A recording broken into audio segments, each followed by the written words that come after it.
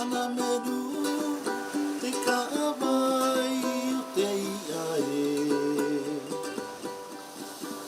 Te maau e tu, te maataru au te puna wai e kane i o tu e o tākino he one Anameru. Watau o te poti i una o te one te tumuko ko atu oe. I taiti a kau, i tā wau e matawhai. Te tatu e, i kai a te pura popoi e. Te tatu e, i kai a te pura popoi e.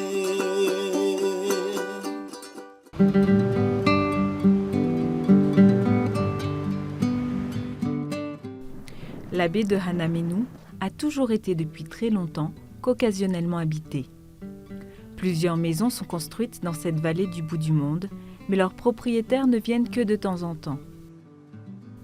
Seul un jeune couple, Joselito et Tepua, y vivent toute l'année. Leo Rohi habite et travaille à Atuona. Avec son bonnetier, il vient régulièrement à Hanamenu pour se reposer et entretenir leurs propriétés. Des constructions sont partiellement abandonnées, perdues dans la végétation et souffrent des vents marins qui rongent inexorablement les toitures. Dans la famille Rohi, 3 générations se sont succédées à Hanamenu: Lucien, Ozan et Léo. Leur aïeul, Léo Ozan, avait quant à lui jeté son dévolu sur l'île de Heiau dans les années 1920. Mon papa, c'est Lucien Rohi. Et mon grand-père, c'est Ozan, celui qui était à Heiau à l'époque, le parti Heiau à l'époque. On est arrivé à Hanamenu avec moi, mon papa et ma maman dans les années 62, le 17 septembre 62, avec le Karinga, le bateau Karinga, un des derniers voyages de Karinga, avant qu'il ait échoué à Hanaiapa, à la pointe de Hanaiapa, à Matatepai. Mon grand-père, il s'appelait Rohi Lucien. Sa maman, c'est Rohi Marcel, qui était resté avec Léo Ozan. Léo Ozan, c'était un capitaine breton qui avait loué Heiau en 1920. Mon grand-père, Rohi Lucien, habitait Nihiru depuis 15 ans. Il avait acheté une terre qui s'appelait Roneroa et il faisait du copra à Nihiru. Et quand la maman de mon grand-père, Maria Marcel, est tombée malade, elle a appelé son fils, Lucien Rohi, qui lui a dit « Il faut aller aux Marquises à Hanamenu. On a des terres à Hanamenu pour s'occuper des terres. »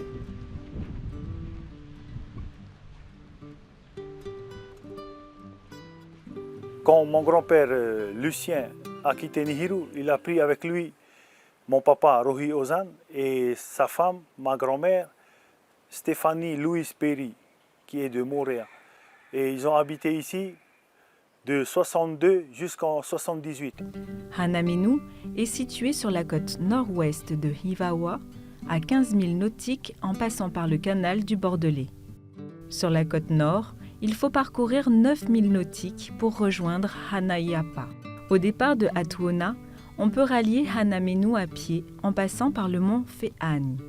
Les bons marcheurs mettent 5 à 6 heures pour ce périple. Tewiao Te'ani, dit Mokio, est âgé de 84 ans. Il est originaire de Tahuata et Hivaoa. Il connaît le littoral et les montagnes de ces îles qu'il a longtemps parcourues. Il se souvient de sa première expédition à Hanamenu. I Atuona, e te Papua Whaihamani Atuona. Te noa te ataha mau te Papu Hamani. Te e keu nei mau me tanera matika ua. Wat he mai te apo i nei uta, i tau Atuona me te wao. U tei, whami Peterano. me taia tama moto tahi. E te niko ua ketu, petera no tea. E mai me anihoka, te ana tau anihoka. E kaimuko te noa te anata. O ia te anata. I koi ate ona no te hana kere. I te tau hana atu. Hana ina i tau kate. Patu te hana, shopi ona tu te ana. Anihoka. E me tenei, ena tau waauhi. Poi momu. Mato iai te etia. Te atai me, te apo i he mai e hei te ina i patai hena menu. Noho o e hua, noho tau e hua. Pau te apo i au, i maua. Ai o he me matou, au au oia. Uhai mau tatu ko. Ai mau mo hapeu te apo i e hei hena menu, te ina i patai. Me mau ei, hai matou, me mau ta uku. He matou ta uku, pi te puti o mea Puruneke. Te inoa te apoti, Pacific, kana hau te apoti. Mai e matou te tia hena menu. Te matou tauku, pi te poti, hatu te ka, uhe. E matou hena menu. Ai matou tireke hena menu, e matou kiu-kiu, waka matou kiu-kiu. Wahi te ia ana matou no te kai te a osea. E te po, vai e ka vai avai ka matou ia kona ta matou i kai de mea nui ta matou i kai ko ana. Popo nui. Te matou hana menu. Tō te aika tu i huta. Patai matou te aika. Ia au i te fia kiro te aika, mea nui te aika. Te whana, te kahi, te hakatu te ika, te popi, te au te hakatu te nui te ika. Te ua. Kona tia te aika te hena menu koa ka mato. Patai toa ki batu mai e hi to ia te toa. Koa ka mea nui te aika, mea nui te aika.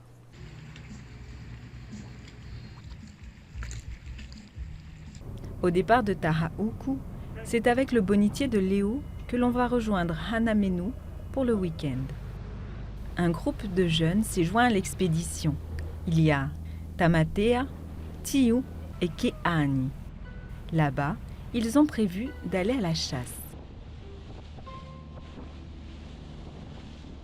I Tahauku, e nam te ai oa, ke ima te ai oa te ai poto. E o mua ai o te ataha. I te ke whiki na mai ne pakakaha kreto. He te ai hoa te mua ai, au atu Waitemanu.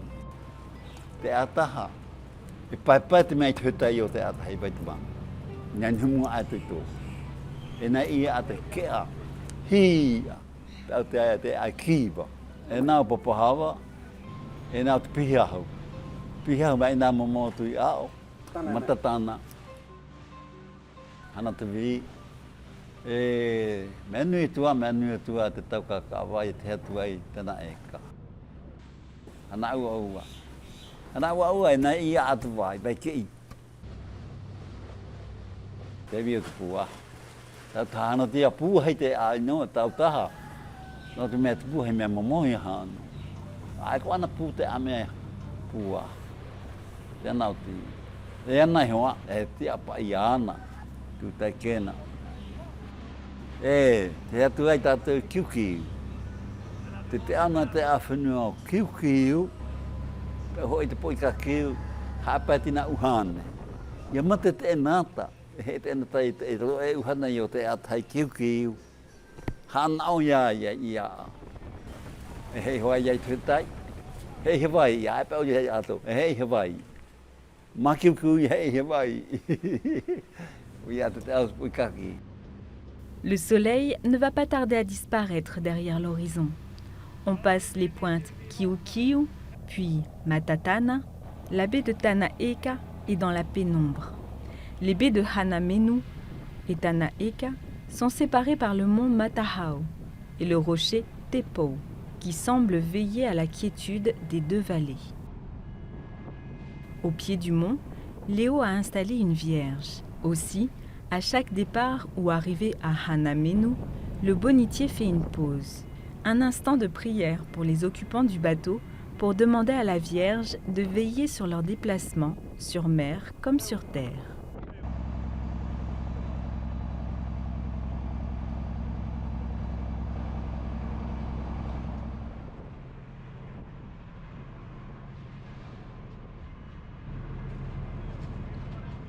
À Hanamenu, le déchargement se fait à l'aide du petit bateau en aluminium.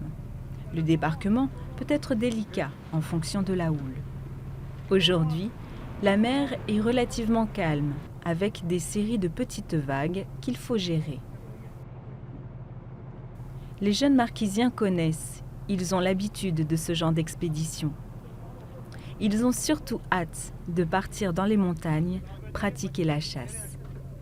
Le bonitier de Léo, le Vaipuna au Hanamenu, ne va pas rester à Hanamenu. Une fois tout le monde et toutes les affaires débarquées, il repart vers Atuona pour d'autres missions. Il reviendra dimanche en fin de journée récupérer toute l'équipe. La prudence est de mise.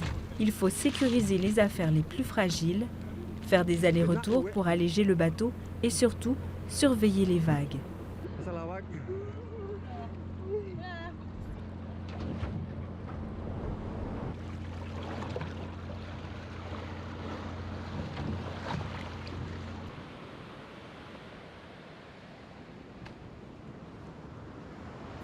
Toutes les affaires sont en sécurité, hors d'atteinte des vagues.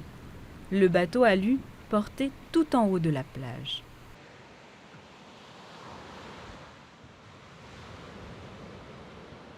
Quand on est arrivé à Hanamenu, le 17 septembre 62, la maison était finie, elle est prête. Hein.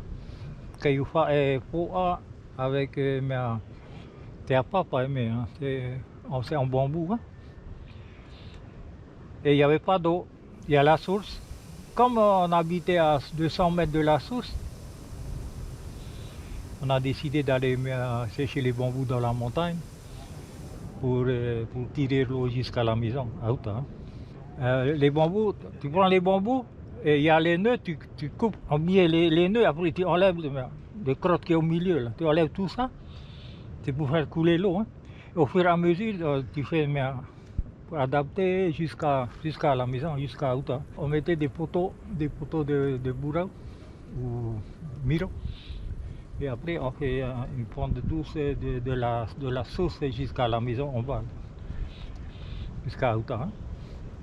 De temps en temps, on change les bambous parce qu'il y a les feuilles de cocotier qui tombent. Hein. Lucien et sa femme, Stéphanie Louise Perry, ont eu 7 enfants, dont Teri Poaitu. Retraitée de l'éducation, elle vit à Punaauia. Elle aime lire ce que Bernard Moitessier a écrit à l'issue de son passage à Hanamenu. Lors du voyage de M. Bernard Moitessier, il s'est arrêté à Hanamenu. Et c'est là qu'il a connu mon père et ils sont restés amis jusqu'à la fin, quoi. Nous levons l'ancre en fin de matinée et mouillons avant le coucher du soleil dans la baie d'Hanamenu, sur la côte nord-ouest de Hivaoa, tout près de la plage. C'est un coin paisible, un mouillage tout à fait calme, avec une belle cocoterie, entretenue d'une manière parfaite. Lucien Rohi, le propriétaire, a réalisé un prodige d'ingéniosité en captant l'eau d'une source et en la faisant venir chez lui par une série de gros bambous percés au sommet à chaque nœud. Sur plus de 100 mètres, sans une fuite, Henry Waklam aurait aimé voir une astuce aussi impeccable. Un vrai pipeline fait avec une machette, de la cervelle et l'amour du travail bien fait. Mon papa, Lucien Rohi, c'était un homme très ouvert. Il aimait bien la lecture et il passait tout son temps à lire, même s'il avait du travail à faire. Donc, il consacrait sa vie à sa lecture. Pas un jour il restait sans lire, quoi. En 1962, mon père, ma mère et mon frère Ozan s'apprêtaient pour partir pour les Marquises. Et moi aussi, J'étais mutée à Maupiti, c'était en septembre. Donc, avant de partir, il m'a demandé si je pouvais aller chez Ping Pong, chez Leontief. Son magasin se trouvait là au Vital California, juste en bas. Et je lui ai acheté des livres, donc c'était des cartons de livres, quoi. Hein. Et je mettais ça sur le bateau. À l'époque, c'était Taporo. Bernard Montessier était un navigateur. Et c'était un gars qui était passionné par la navigation. Et c'était un écrivain. C'était un homme extraordinaire. Et quand mon père a fait sa connaissance, ils se sont mis, alors, sont liés d'amitié, quoi. Hein. Et quand il est allé aux Marquises, ben, il était heureux de l'accueillir.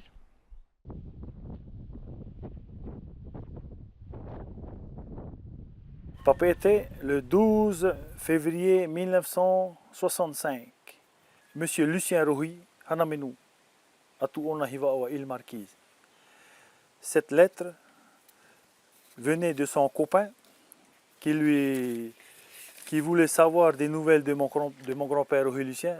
Son copain, c'était Monsieur Wissen Chung, avenue du région Praita, quartier Puea. Wissen, c'était un commerçant. Donc, il avait un magasin. Et comme mon père, au Tuamutu, avait un business là-bas, donc il appelait son copain, c'était son copain Wissen, qui lui envoyait tout ce qu'il fallait pour son commerce là-bas, quoi. Cher Lucien, il y a longtemps que je n'ai pas reçu de tes nouvelles. Je pense que tu es en bonne santé, ainsi que ta petite famille. Je te souhaite une bonne et heureuse année 1965. Je pense qu'il n'est pas trop tard pour le faire. Ici, la famille va bien. À Papeete, c'est toujours pareil. Par contre, de grands travaux sont entrepris. Le port de Papeete s'agrandit. Les hôtels et bungalows deviennent de plus en plus nombreux. Papeete est en pleine construction. Il y a toujours de nouveaux bâtiments et de nouveaux magasins. En un mot, Papeete s'agrandit et se modernise de plus en plus. Même dans les îles, on commence à construire des aérodromes. Je crois que tu es au courant de tout cela par la radio. Et ils sont restés de très bons amis jusqu'à la fin de ses jours, quoi. J'espère que tout va bien là-bas. Et les plantations de café, vanille et copra, est-ce qu'elles marchent bien?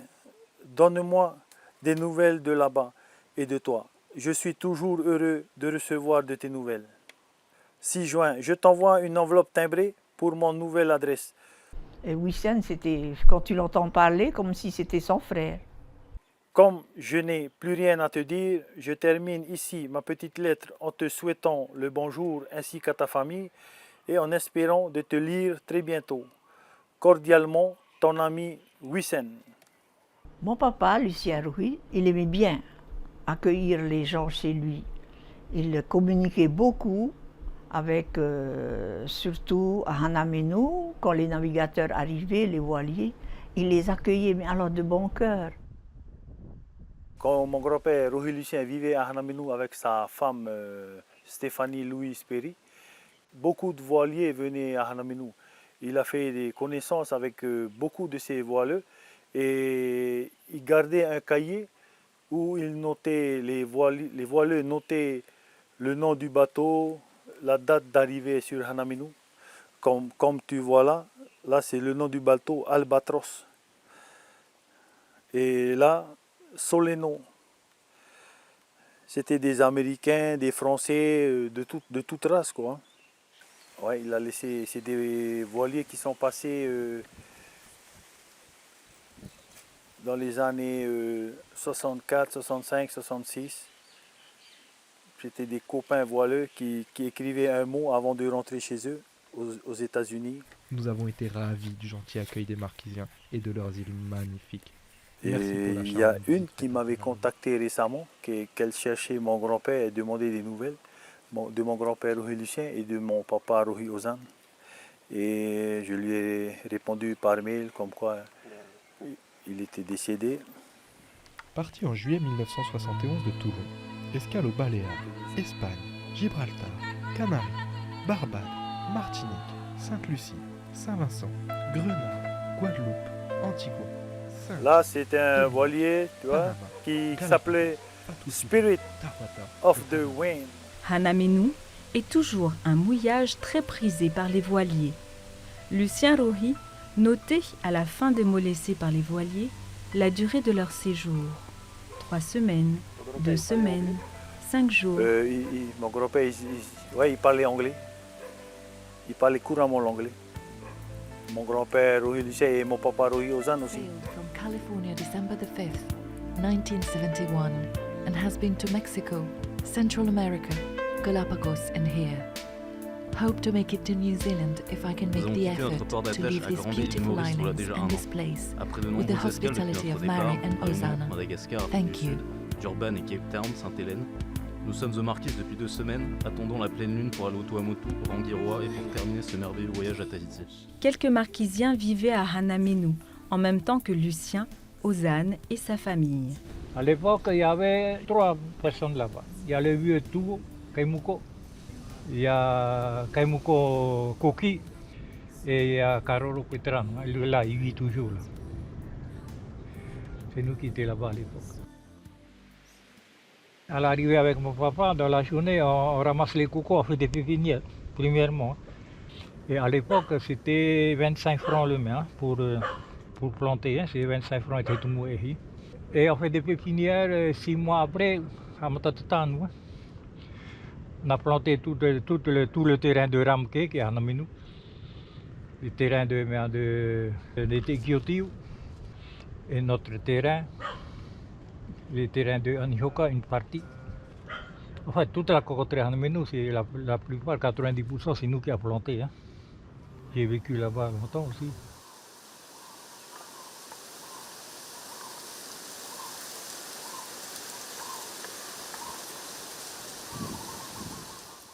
Mon grand-père, quand il plantait dans les années 63, tout ce qu'il plantait, il notait sur un journal.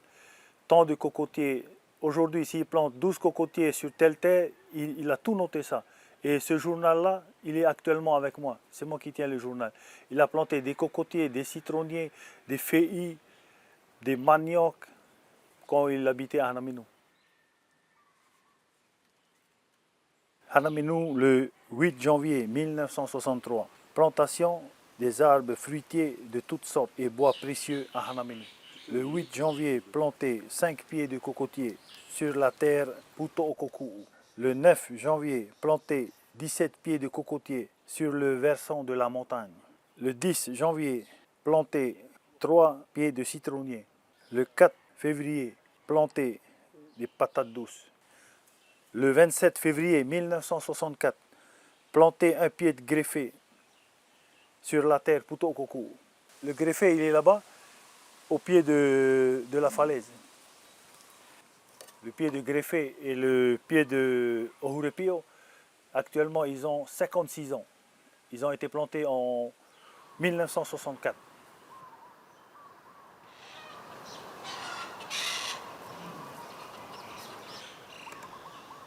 Hanamenu, c'est pour moi, hein, c'est un coin où je me repose. Je travaille sur les bateaux, sur les bonitiers. On va à la pêche de lundi à samedi. Le week-end, samedi, on vient à Hanamenu, on se repose. C'est un coin pour se distraire.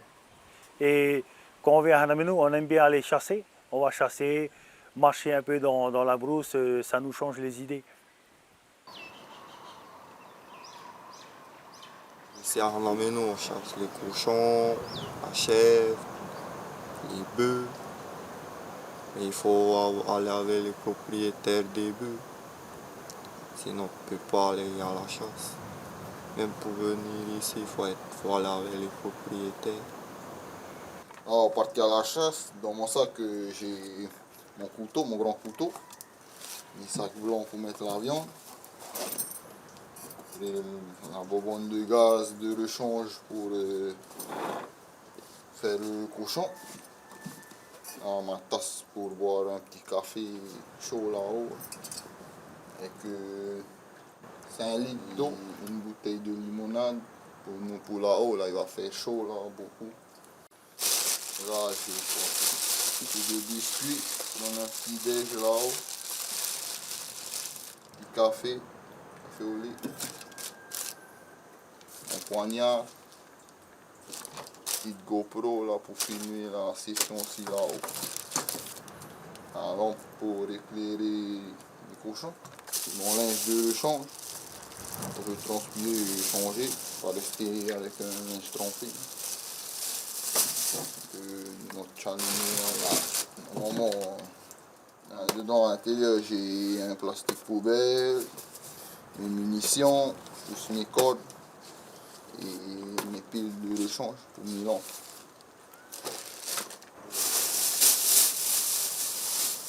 On aime beaucoup, nous les jeunes, tous les week-ends, finir le travail, si on a le temps, on va à la chasse un peu partout. Au lieu de faire le sport, on aime plus aller à la chasse.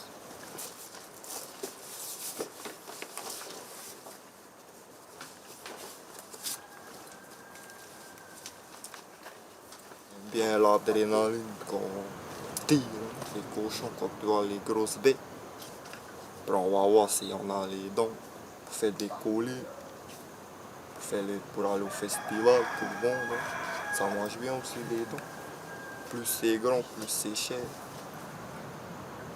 Et là on va aller voir si on a d'autres encore. Au milieu de la nuit, l'équipe de jeunes a déjà effectué une partie de chasse. Les manguiers, en pleine production, attirent les cochons sauvages qui descendent dans la vallée se gaver de fruits juteux. Quand on a été tout à l'heure, le cochon il nous a pas vu. Comme le vent il était du fond de la vallée. Il a rien vu, comme même la lumière, il n'a pas fait attention.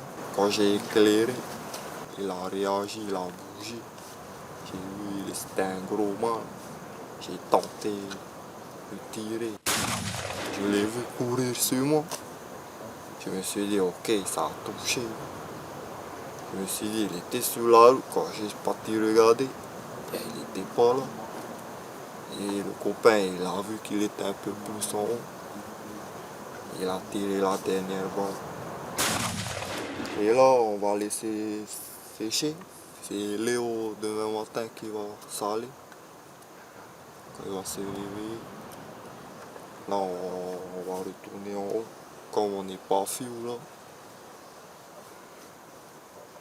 Comme on dit, pas dormir. Ah, ce cochon, c'est un mâle de 30 kg, 40 kg. Un beau mâle dans les dents. Beau mâle. Là, on va aller chercher encore là en haut, si on a. Après avoir nettoyé leur première prise, c'est un nouveau départ, cette fois-ci, jusque sur le plateau.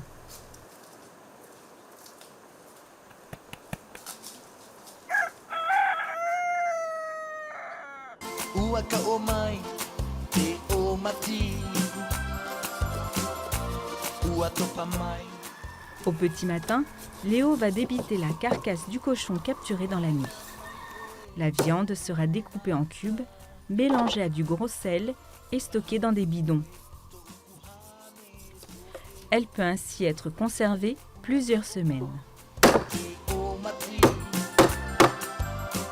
C'est ainsi que les anciens gardaient de la viande en réserve en période de disette.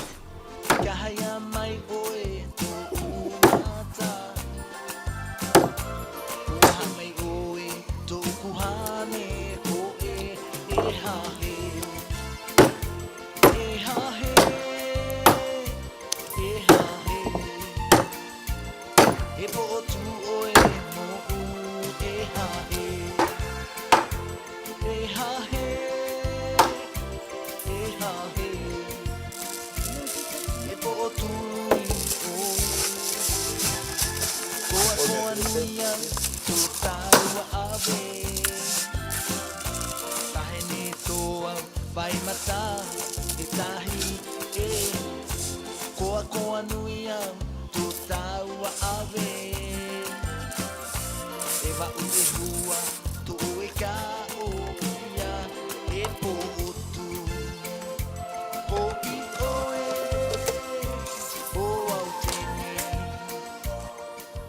Toute la viande ne sera pas salée. Une partie sera destinée au repas de la journée, cuisinée par Léo, une préparation dont il a le secret. Après plusieurs heures dans la montagne, sous le soleil, les jeunes chasseurs auront une grosse faim au retour de la chasse.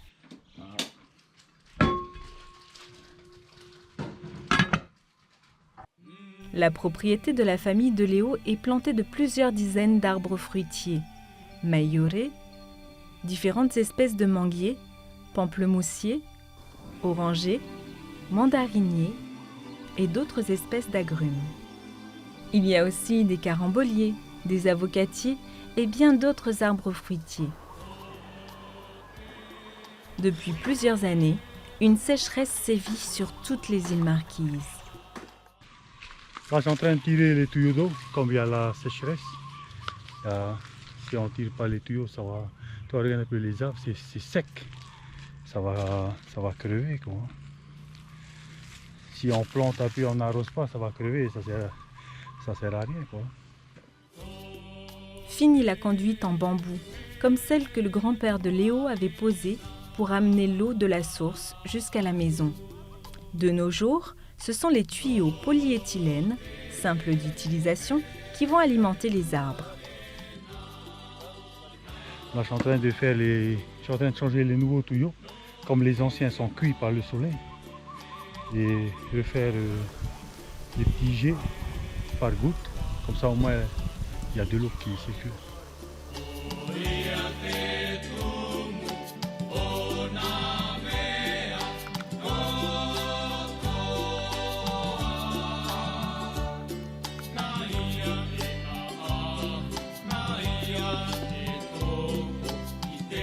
En 1978, mon grand-père était tombé malade et on est parti sur Tahiti à l'hôpital sur le Taporo 1. Et il est décédé, quand on était arrivé à Tahiti, il est décédé à Tahiti. Ouais. Et quand mon grand-père travaillait sur la tourne, mon papa il a connu ma maman, Marie-Louise Chimin, et ils sont restés ici jusqu'à ce qu'on aille à l'école, quoi. Mon papa il est resté sur Hanaminu avec ma maman Marie-Louise, qui faisait du copra. Je me rappelle quand j'étais jeune, on faisait aussi du copra avec mes parents. Et le Tamari Tuamotu passait récupérer le copra. J'étais jeune, je me rappelle, c'était Tamari Tuamotu, c'était Asiu qui venait chercher le copra.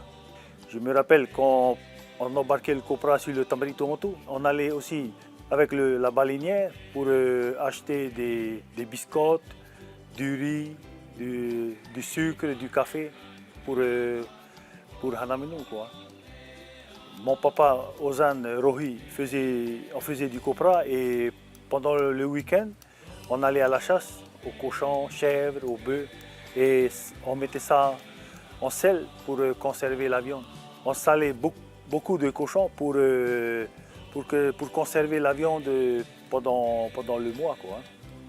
Quand mes parents habitaient à Hanaminu, il n'y avait personne d'autre, il n'y avait que eux qui habitaient sur Hanaminu.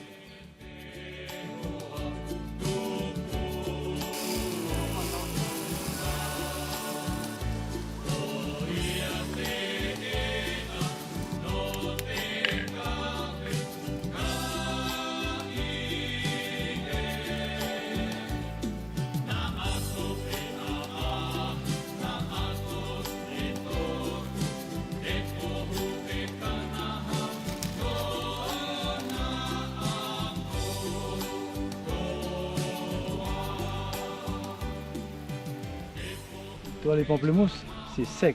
Ça montre bien qu'il faut refaire les canalisations d'eau pour qu'on arrose en permanence.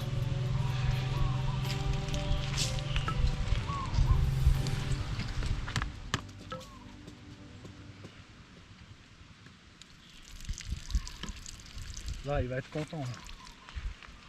Léo a terminé son travail. Les arbres vont être revigorés malgré le soleil ardent des marquises. La production de fruits sera ainsi de meilleure qualité. Regarde, quand il y a de l'eau, ça va par terre. Tu cueilles les mangues par terre.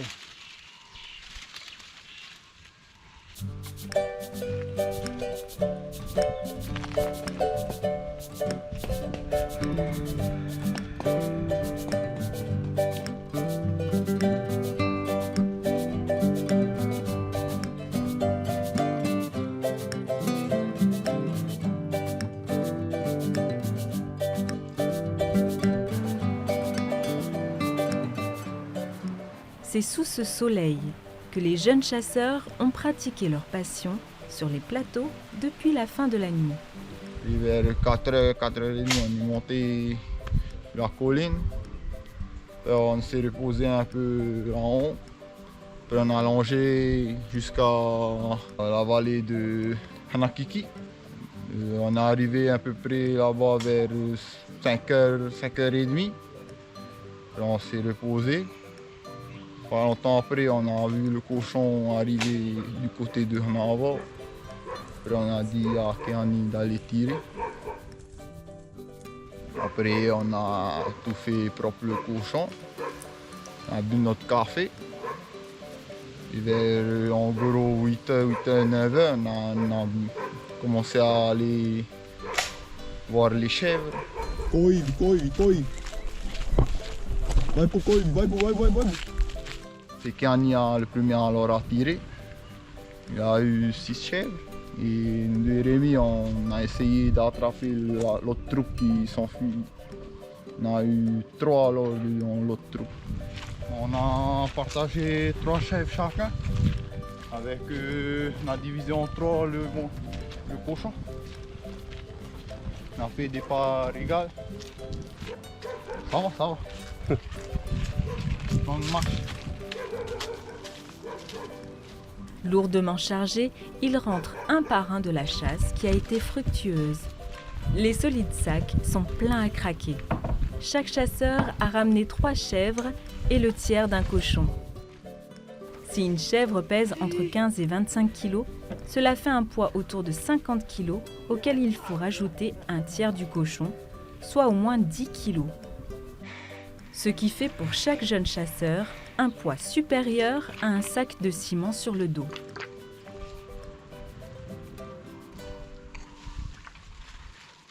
À peu près dans les 60 et quelques kilos.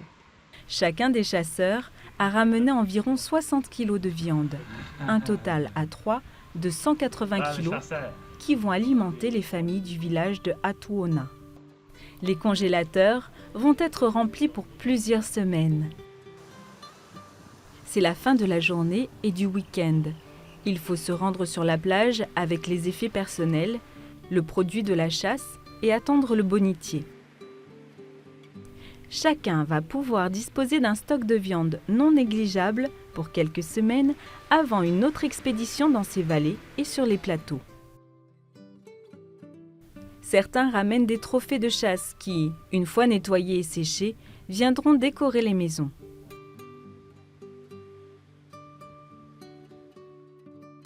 Encore un week-end qui a été fructueux, avec beaucoup de péripéties à se raconter. Les parties de chasse ne se ressemblent jamais. Il y a toujours des anecdotes à chaque sortie. Le bonitier ne va pas tarder à arriver pour ramener tout le monde à la civilisation à Atuona, en attendant un autre week-end et d'autres parties de chasse. Apai Hanamenu.